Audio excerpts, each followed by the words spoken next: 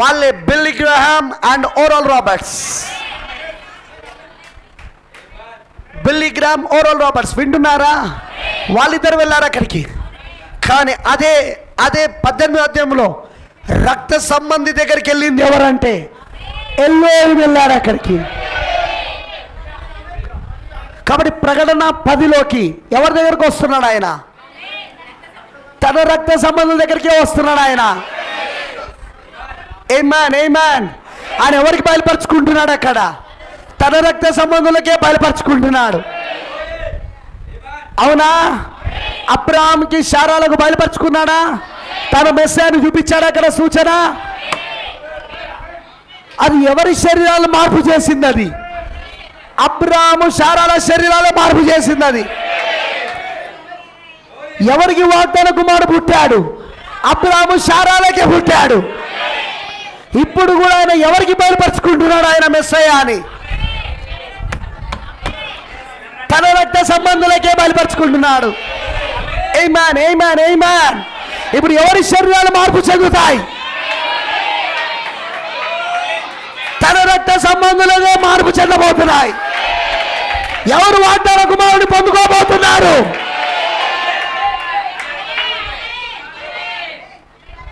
అందుకే 7 సీల్స్, 7 ముద్రలు రక్త సంబంధం లేనోడికి కాదు. 7 సీల్స్, 7 ముద్రలు రక్త సంబంధములో ఉన్నోడికి.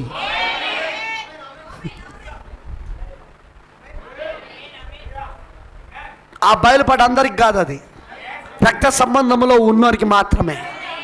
అర్థమైన వాళ్ళు ఆమేన్ చెప్పండి. అర్థమవుతుందని చెప్పింది. హల్లెలూయా. ఎల్లోహిం అని ఎవరు పిలవగలరంటే ఇప్పుడు ఆయనను? డినామినేషన్ వాడు పిలవలేడు ఇప్పుడు ఆయనను. పిలిస్తే జవాబు కూడా చెప్పడు. మీకు బైబిల్లో ఎగ్జాంపుల్ చెప్తా దానికి. చెప్పాలా? అన్య జనుల్లో నుండి వచ్చిన ఆ స్త్రీ తన కుమార్తెకు దయ్యం పట్టిందని చెప్పి ఏమని పిలవడం మొదలుపెట్టింది? దావీదు కుమారుడా.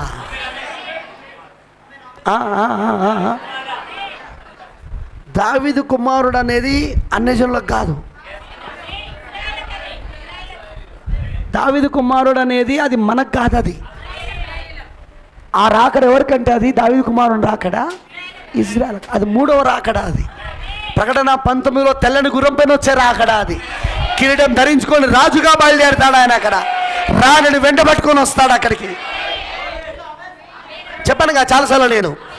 సో దావీదు కుమారుడుగా వచ్చేదాన్ని ఎవరి దగ్గరికి అంటే ఇజ్రాయెల్ దగ్గరికి. కానీ ఈమెమంటుంది? ఆయన ఒక్క మాట కూడా పలికలేదని ఉంది బైబిల్లో.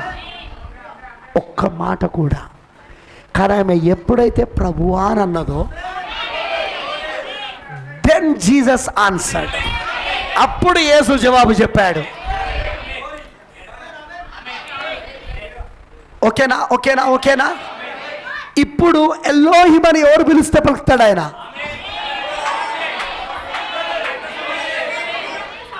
ఆ రోజు మోషే పిలిస్తే పలికాడు. ఆ రోజు అబ్రహాం పిలిస్తే పలికాడు. ఇప్పుడు మళ్ళీ ఎవరు పిలిస్తే పలుకుతారు?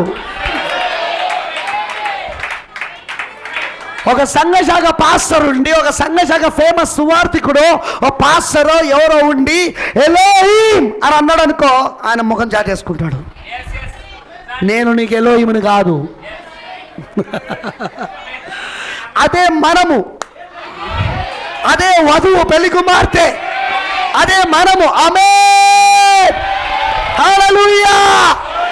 అదే మనముండి ఆమేన్ ఎలోహిం నన్ను దాటిపోవద్దయ్యా, నువ్వు ఎలోహిం నన్ను దాటిపోవద్దయ్యా. నేను వచ్చిందే నీ కోసం. నేను వచ్చిందే నన్ను నేను నీకు ఇచ్చుకోవడానికి. నేను వచ్చిందే నీలో భాగం అవ్వడానికి. ఎల్లోహిం వచ్చింది అబ్రాహాములో భాగం అవ్వడానికి. Glory, glory, glory. ఇప్పుడు కూడా ఎల్లోహిం ఎందుకు వచ్చాడు? ప్రకటన 10లో ఈ అబ్రాహాములో, ఈ వధువులో భాగం అవ్వడానికి. నేను వచ్చిందే నన్ను నేను ఇచ్చుకోవడానికి. నేను వచ్చిందే మెల్కీసెదెకుగా నన్ను నేను ఇచ్చుకోవడానికి. ఎవరి Melchizedek? Who is this Melchizedek? ఎవరి మెల్కీసెదెకు?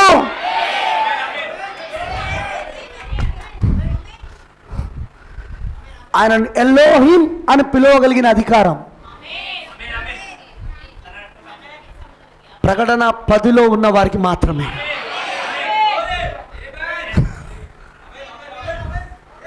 ప్రకటన 10లో ఉన్న వారికి మాత్రమే ఆయనను ఎలోహిం అని పిలిచే అధికారం ఉన్నది.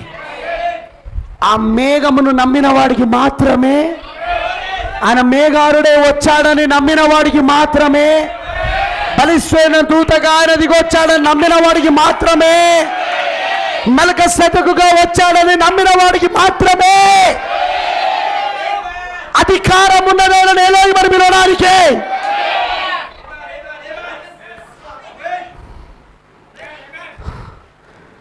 అదర్ పీపుల్, మిగతా వాళ్ళు, నేను నమ్మను ప్రకటన 10ని.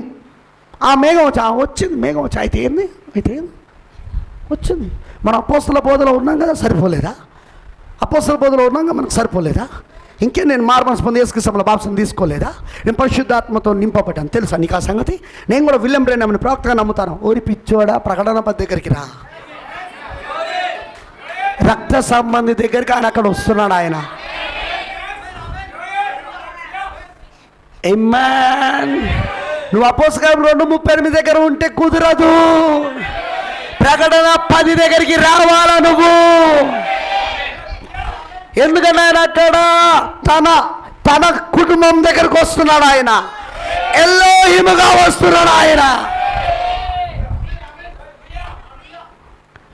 ఎలోహిం అని ఎవరు పిలవగలరంటే ఓన్లీ కేవలం ఆయన ప్రకటన 10ని ఎవరైతే నమ్ముతున్నారో వాళ్ళు మాత్రమే పిలవగలరు. ప్రకటన 10 ప్రత్యక్షత ఎవరికి ఉందో, ప్రకటన 10 బయలుపాటు ఎవరికి ఉన్నదో వాళ్ళు మాత్రమే ఆయనను ఎలోహిం అని పిలవగలరు. మరి బ్రదర్ మిగతాలు పిలిస్తే చెప్పాను కదా, పలకడు. ఉదాహరణ, నా భార్య క్రాంతి నన్ను ఏమండి భర్త గారు ప్రాణేశ్వరుడు అంటే నేను పలుకుతా. ఓ బజార్లో పోయే స్త్రీ కలిసి ప్రాణేశ్వరుడు అంటే నేను పలుకుతానా? నా ప్రాణప్రియుడు అంటే నేను పలుకుతానా? హలో, నేను ఎవరివే నువ్వు నన్ను పట్టుకొని అలా అంటున్నావు? ఏమండి నేనండి, మీ ఆవిడేనండి. నువ్వెవరివే? నా ఆల్బంలో లేవు కానీ నువ్వు, నా పెళ్లి ఆల్బంలో నువ్వు లేవు కానీ,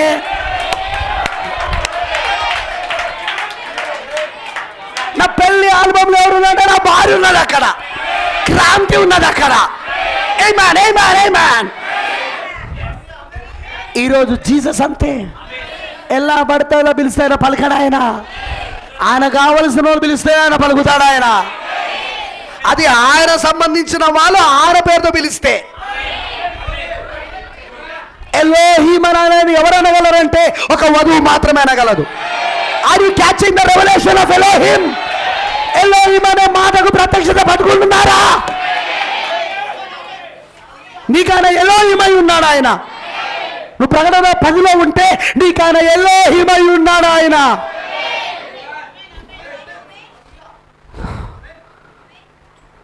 నీకైనా రక్త సంబంధై ఉన్నాడు, నీకైనా తన కుటుంబమై ఉన్నాడు. ఆయన నీకు ఎలోహిమై ఉన్నాడు.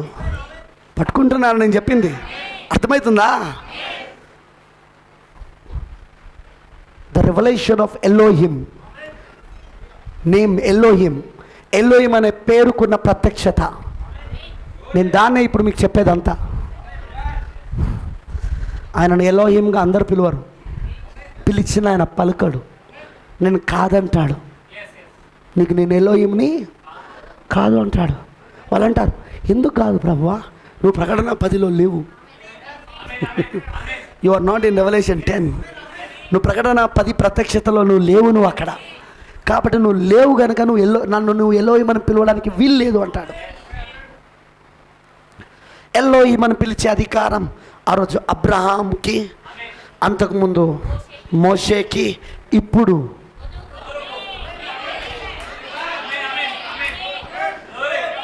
ఎందుకు మోషేకి ఎలోహిం అనే మాట పిలిచే అధికారం ఇచ్చాడో తెలుసా?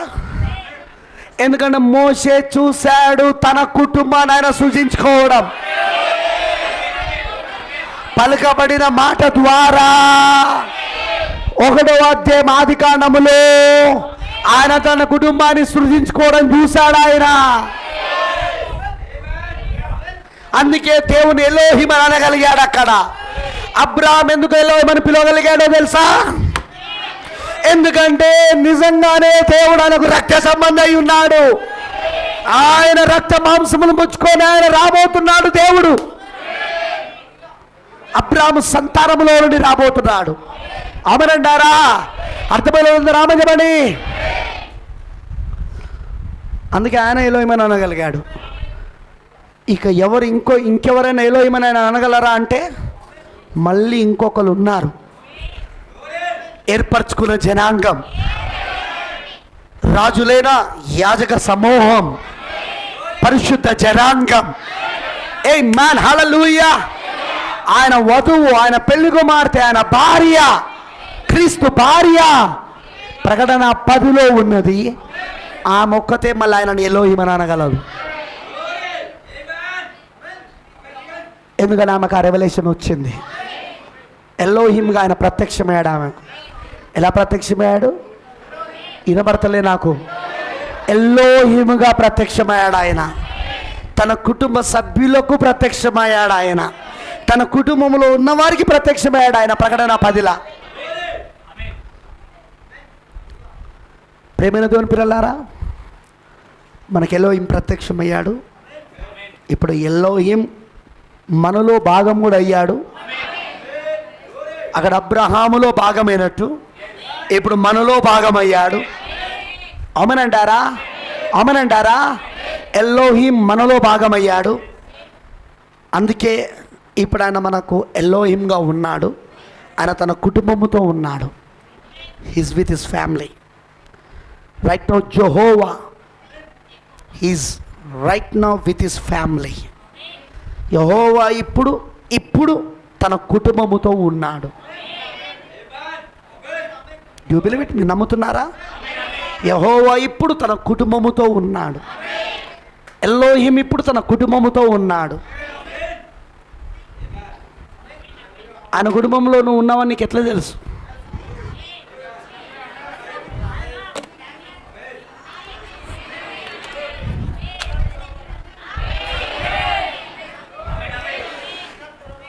అరే, జగత్ పునాది వేయబడి ఉన్న ఫోటోలో నేనున్నాను. ఆమేన్, ఆమేన్, ఆమేన్. ముద్రలు ఎప్పుడు రాయబడ్డాయి? సో ఇప్పుడు తీసుడుతో ఏం కనబడతా ఉన్నది? ఇప్పుడు నీకు ఆయన ఫ్యామిలీ ఆల్బమ్లో, ఆయన కుటుంబ ఆల్బమ్లో నువ్వు ఒకటిగా కనబడుతున్నావు. నీ పేరు అందులో ఉండడం కనబడుతున్నది. అప్పుడు అంటావు, ఓ ఎలోహిం, ఓ నా రక్త సంబంధి, ఓ ఎలోహిం. హల్లెలూయా. నిజంగా ఈరోజు ఆయన మనకి ఎలోహింగా ఉన్నాడు. ప్రార్థన చేసుకున్నాం. దయచేసి లేచేయమనండి. Everybody please stand up.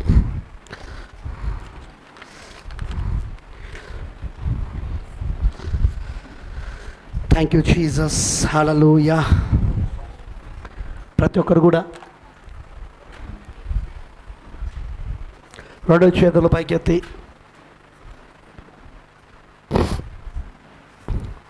మనస్ఫూర్తిగా నువ్వు ఆయనను ఎలోహిం అని పిలువు. హృదయ అంతరంగంలో నుండి నువ్వు ఆయనను ఎలోహిం అని పిలువు. ఆయన జవాబిస్తాడు నీకు.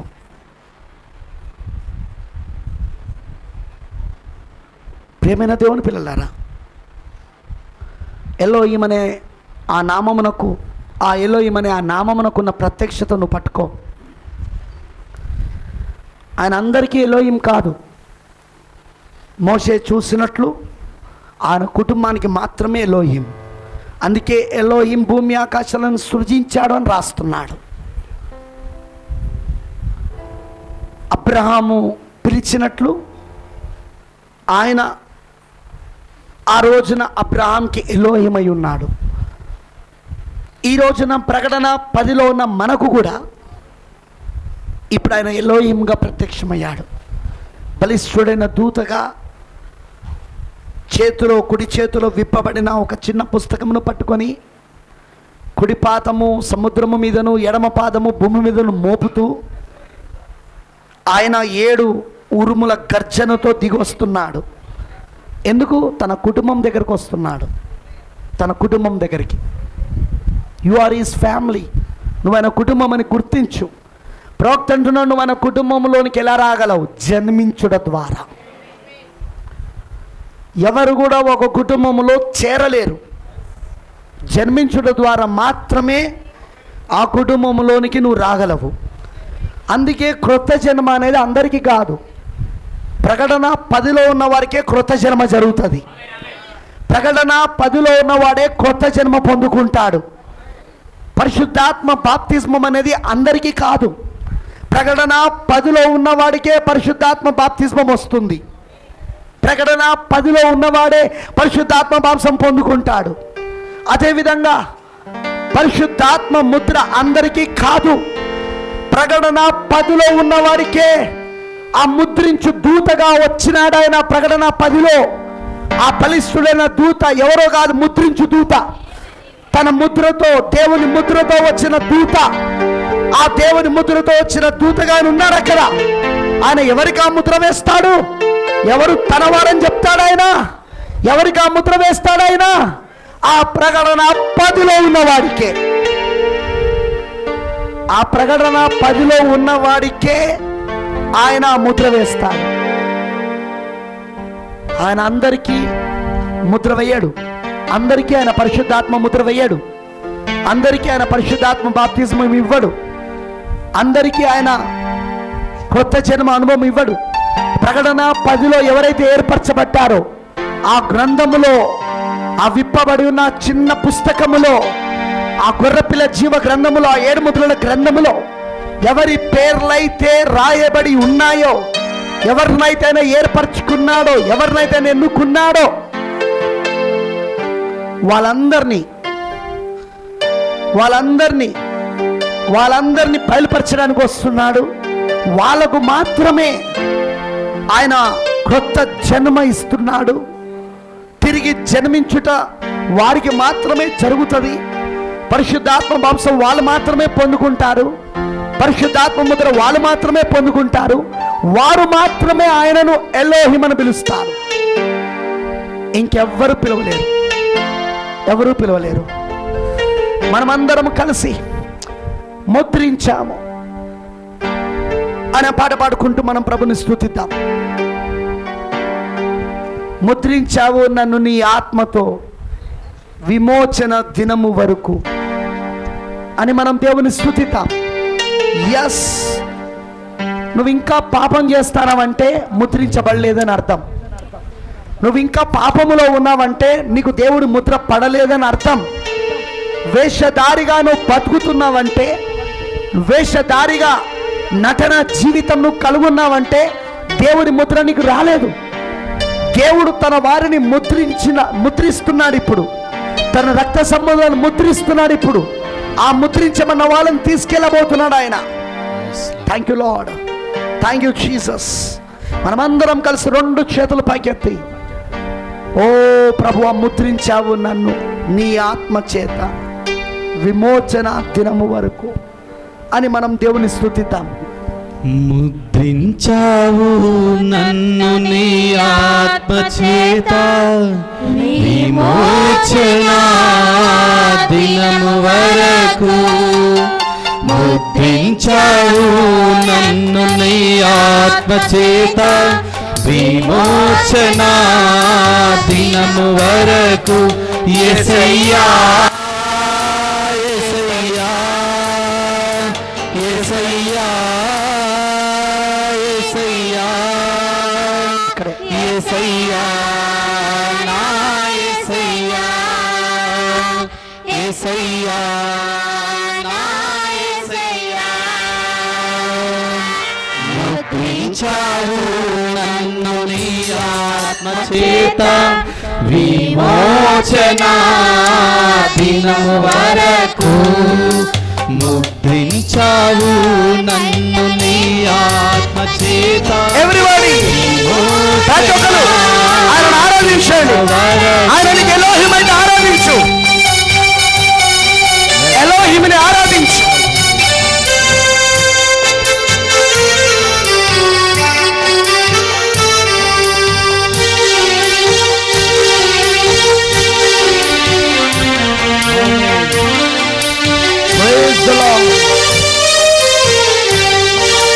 జగత్పునది వేయబడక ముందే నిత్యుడగు నిన్ను ముద్రించావు.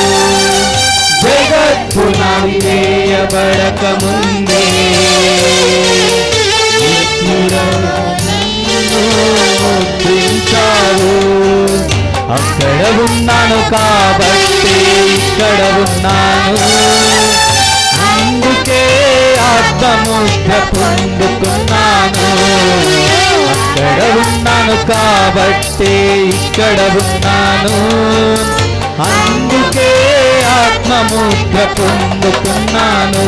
యేసయ్యా యేసయ్యా యేసయ్యా యేసయ్యా యేసయ్యా నా యేసయ్యా యేసయ్యా నా యేసయ్యా.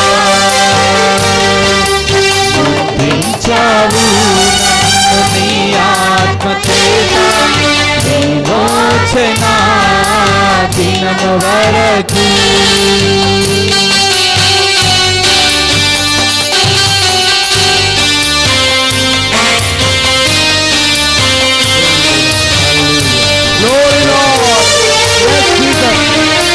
నన్ను ముద్రించావు ప్రభువా.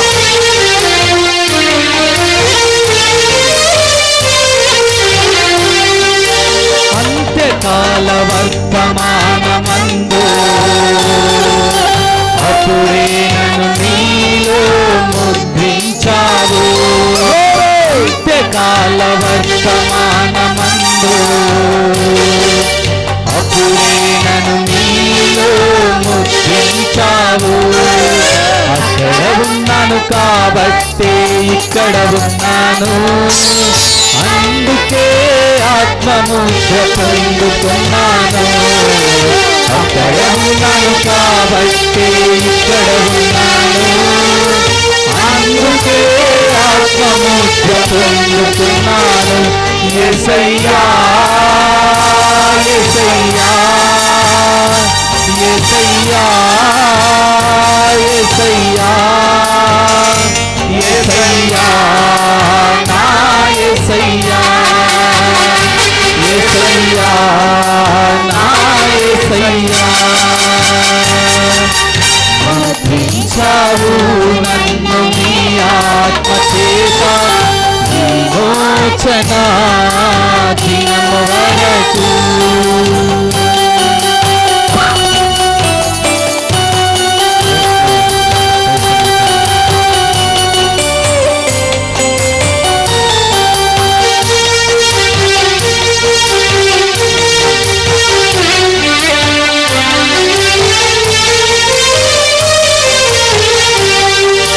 అపోస్తుల ప్రవక్తల పునాదిపై కట్టబడుటకు నన్ను ముద్రించావు. అపోస్తుల ప్రవక్తల పునాదిపై కట్టబడుటకు నన్ను ముద్రించావు. అక్కడ ఉన్నాను కాబట్టి ఇక్కడ ఉన్నాను, అందుకే ఆత్మముద్ర పొందుకున్నాను. అక్కడ ఉన్నాను కాబట్టి ఇక్కడ ఉన్నాను, అందుకే ఆత్మముద్ర పొందుకున్నాను. యేసయ్యా యేసయ్యా యేసయ్యా యేసయ్యా యేసయ్యా నా యేసయ్యా యేసయ్యా నా యేసయ్యా. ముద్రించావు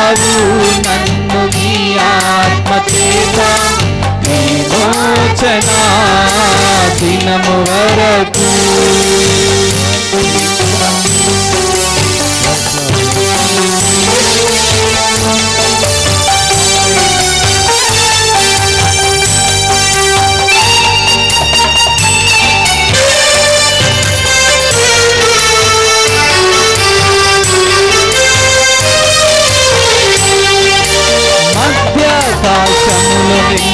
కలుపుకొనుటకు వరుడాని మూలముగా ముద్రించావు. ఆరాధించండి ప్రతి ఒక్కరు. వాక్యం వినడం అయిపోయింది. దేవుని ఆరాధించడమే. వరుడాని భాగముగా ముద్రించావు. అక్కడ ఉన్నాను కాబట్టి ఇక్కడ ఉన్నాను, అందుకే ఆత్మముద్ర పొందుతున్నాను. అక్కడ ఉన్నాను కాబట్టి ఇక్కడ ఉన్నాను, అందుకే ఆత్మముద్ర పొందుతున్నాను. యేసయ్యా యేసయ్యా ఓ యేసయ్యా, యేసయ్యా అవును యేసయ్యా, యేసయ్యా యేసయ్యా నా యేసయ్యా యేసయ్యా నా యేసయ్యా. ముద్రించావు నీ ఆత్మ చేత, అవును ప్రభువా, విమోచన దినము వరకు. ముద్రించావు నీ ఆత్మ చేత, విమోచన దినము వరకు. యేసయ్యా యేసయ్యా యేసయ్యా